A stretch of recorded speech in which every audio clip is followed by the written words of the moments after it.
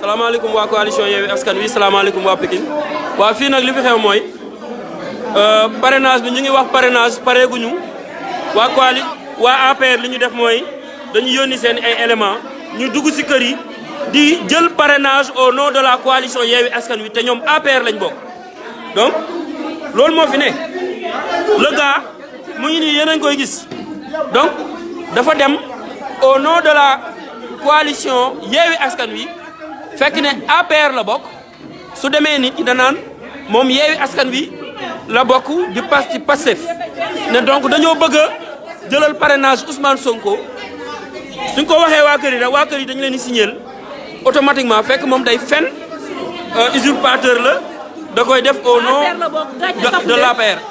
mooy lii lan moo leen ci lan moo leen dugal si lii. jàmbaar li ngeen di def nii pour lan la ah lii lan moo leen dugal si lii ah sawaay lii pour lan moo tax ngeen di def lii lan moo tax ngeen di def lii ah sawaay lan moo tax ngeen def lii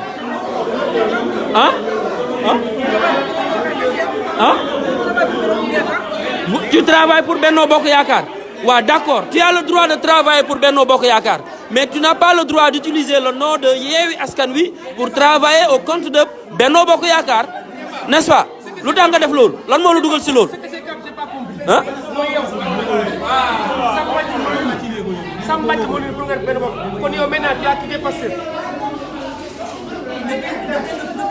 non, c'est une question. Depuis le candidat a quitté Pastef pour travailler.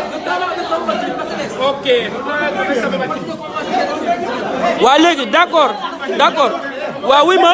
waa oui ma d'accord loolu am nga droit def ko mais léegi lan moo la may droit wu ngay dem di jël parrainage au nom de Yewwi Askan Wi lan moo tax loolu.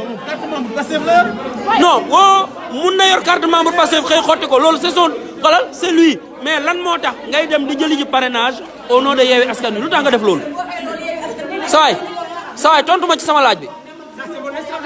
Ah, c'est ta stratégie. Ah, c'est ta stratégie de lutte. Tu fais usurpation.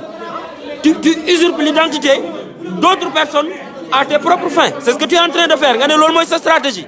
L'autre c'est sa stratégie.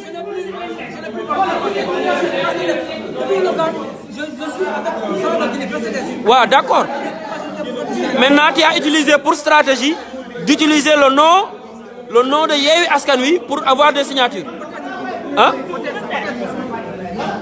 sa waay yow moom moo ñu de xam nga loolu waxuma loolu de waxuma peut-être yow laa wax xam nga moom moo ñu non dama ne xam nga moom moo ñu yow moom moo ñu laa wax yow laa wax xam nga moom moo ñu mu naan peut-être ah kii quel cochon waay mu naan c'est ma stratégie amul wax nokk leen kii waay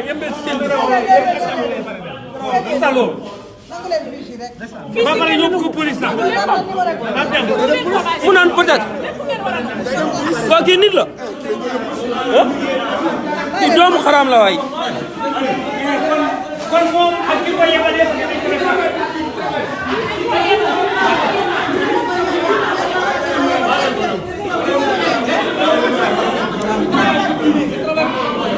kii mooy doomu xaraam waay nee na c'est ma stratégie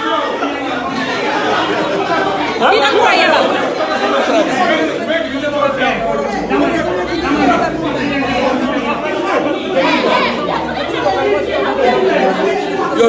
yow nga lan yow yaa ko wax kii yaa ne ko tu travailles pour benn. noppi naa. bilaay wala yow ma doo ko dégg. kii dañoo war a ñaax ndeyam rek doomu xaram. ah loo amul droit amul devoir dañuy raw. kan la waay. kan la.